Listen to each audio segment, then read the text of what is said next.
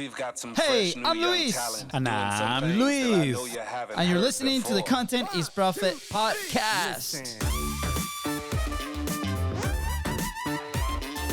You know what I Alright. miss? What do you miss? I miss the background music in our show. You do? Yeah, I do so bad. I don't, because it's easier to edit without the background music. I know. Yep. I So, know. I do not miss it. It's all good. Guys, if you're enjoying the show, please go ahead and follow your favorite podcasting platform. Let us know. Are you enjoying the show? Yes, no, we've been hearing a lot of feedback, positive feedback, which is amazing. Super positive feedback. Yes. So we're very excited. We've been connecting with people coming into our community on Facebook, Content is Profit. If you're not in there, go join. And everywhere over social. So it's been like super exciting to meet the people that listen to our voices every single week. Today, I actually jump on a call with one of the listeners. Mark, shout out. Hopefully you're listening.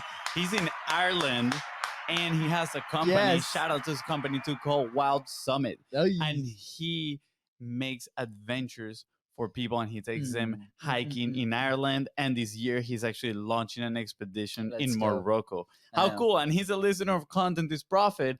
And today we're talking all about his content and how we can potentially, help him with his content strategy and his consistency. I know. And all that. I said, you guys should come to a trip. And we're like, yes, we need to fix our passports first. Yeah, pretty much. That's a story for another podcast. But anyways, Fonzie, talk to me about what's your take. Yeah, what's your take? Brand new segment of the Content is Profit show. So what we're going to do is, there are some creators out there that they make some crazy predictions or they have some hot takes on some hot topics.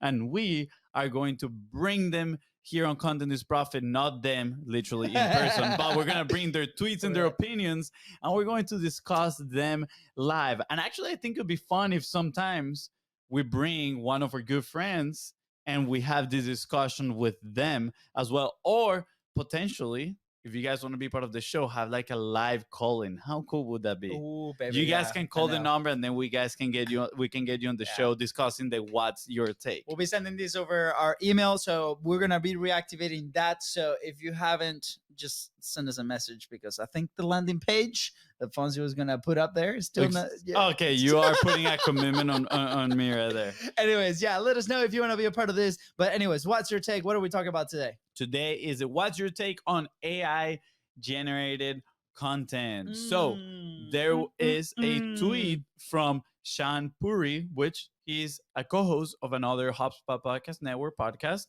My First Million, pretty big. If you haven't heard it, go and check him out. So good. We actually call Shampuri shampoo just because I don't know. I think it's such a cool. It kind of like goes together. Shampuri shampoo. I know. You know what it is. You just got us banned from My First Million. Yeah, it's like these guys with the bad jokes. Don't invite them over to the podcast.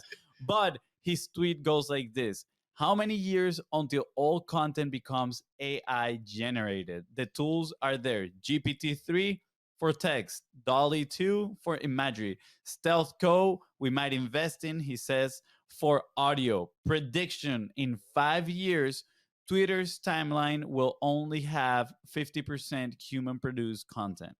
All right, what's your take? My take is sooner, man. My take is way sooner. I think 2 years. I don't know about the percentage of human-produced content, but I think in 2 years, every single company will have between 40 to 50% AI in their content process somehow. But I think that's different. I think having AI in your content process, I think is different than all published content being AI. Like the tweet that you see is fully AI generated. I think AI in the process is maybe like kickstart part of the creation and then the human actually like puts the finishing touches and all that stuff. It's also being very specific, right? He talks about the Twitter timeline, which is a easier way to create, not true human, right? It's just text. So I think for Twitter, maybe it's even 2 years for that 50% human. I don't know. Again, depends on the type of creator, but I mean, we just had this conversation with a client this just like an hour ago, right? She's a writer mainly. Well, she is a writer. She loves, like, she creates from this place of energy as well, like, which is very, very exciting. I'm not not very business like, in the sense of like Yeah. it's not systematized, right? She believes a lot in energy, is amazing, she creates amazing things. And when we were talking about the AI part of the process, she was very worried. She was like, oh my gosh, like she was worried, like, hey, is this gonna dilute my brand, is it gonna dilute my message, right? And that we're how we use AI in our process is we use AI to leverage things that we already create from the human process, right? So How you use AI in the process. how I use, yeah, FONZI is not sold yet in the process, but it's okay. It's speeding up the production, That's what high makes quality. what's your take such a Okay, what's your take? such a up and coming success. What's My your take is take? that what's your take is going to be a success. First of all, that's Sounds my good. take. I think we might agree on that one. Yes. But in terms of AI generated content, and this is what blows my mind. The other day I was reading the YouTube formula by Daryl Eves, and he talks how the AI engine behind YouTube is built in a way that it kind of like models like neural connections in the human brain, right? And that is actually what like the AI, like ChatGPT and all that stuff does as well. Mm. So when I was reading that, in my mind, it's just like, how can like a machine do this? And obviously, we're not that technical. We don't have the science behind it, all this stuff. But clearly, YouTube has figured something out because their recommendations on their homepage are absolutely amazing, and they know exactly kind of like what you want to learn next, and that's what you get through that YouTube rabbit hole. But today, after my call, it was crazy. I went for a little 5-minute walk with my call with the listener, Mark. Shout out, Mark. And I was walking and thinking about focus. Like, what should I focus on? Like, what Mark should focus on, etc.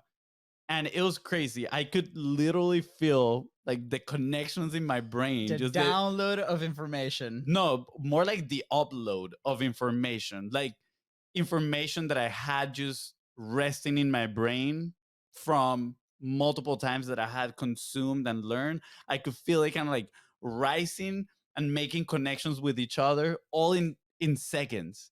And I was like, this is insane. And I came back to you all excited and I started like, yo, look at this thing that just popped in my I head. know. And I started writing about it.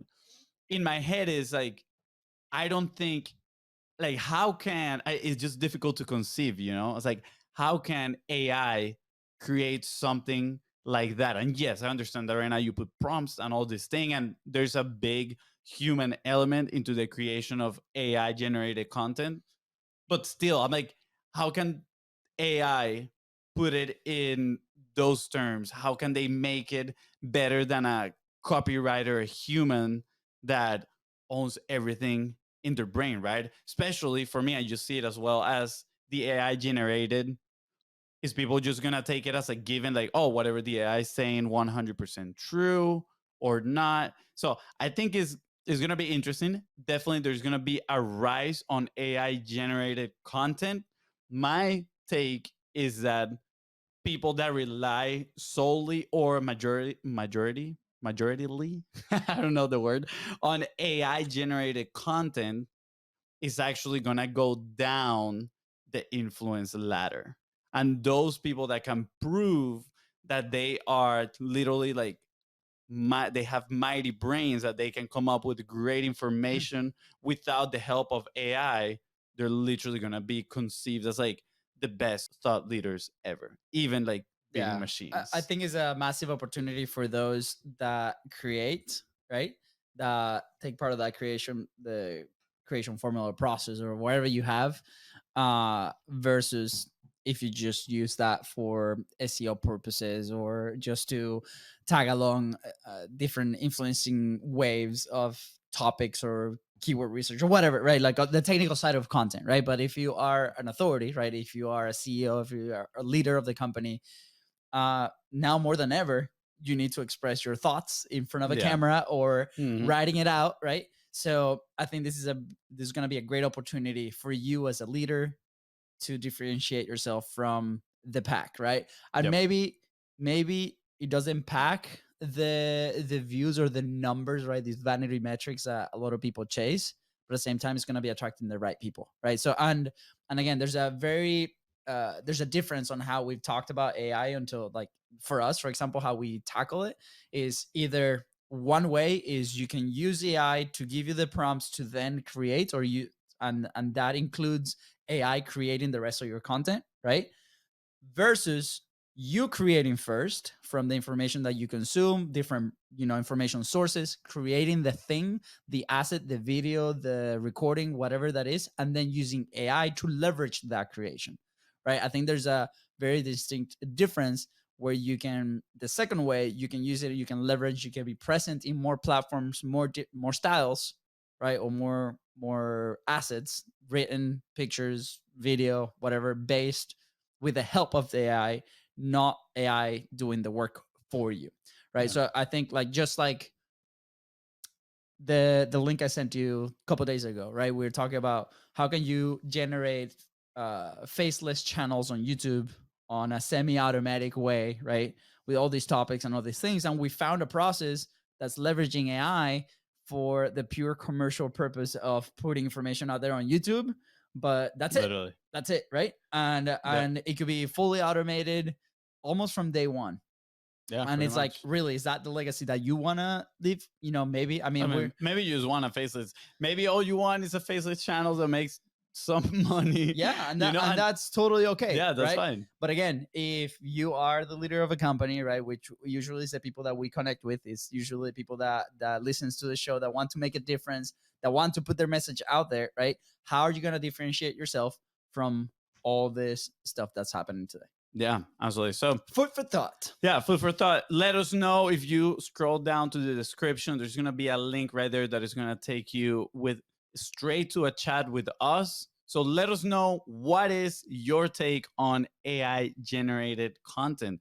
Do you think that shampoo prediction in 5 years, Twitter timeline will have only 50% human produced content? Yes or no? What is your take? That's pretty good. I like what is your take? I have a good feeling. I have that thing. You like feeling my take? Thank you. You're telling me I'm right. Let's go. I like the segment of what is my take. All right, guys. With that wait. Before we leave, we got the cool tools cool for today. Oh, we are also including that. Yeah. Okay. It's my turn. Okay, you do it. Yeah, my cool tools cool for today. Are we keeping a spreadsheet with all these? We're making one soon. Okay. The cool tools cool is actually an app that I downloaded. I didn't know it existed. And guess what? It's AI. But it's AI from Quora. It's called Poe. Poe. Yeah, like Edgar Allan Poe type of deal.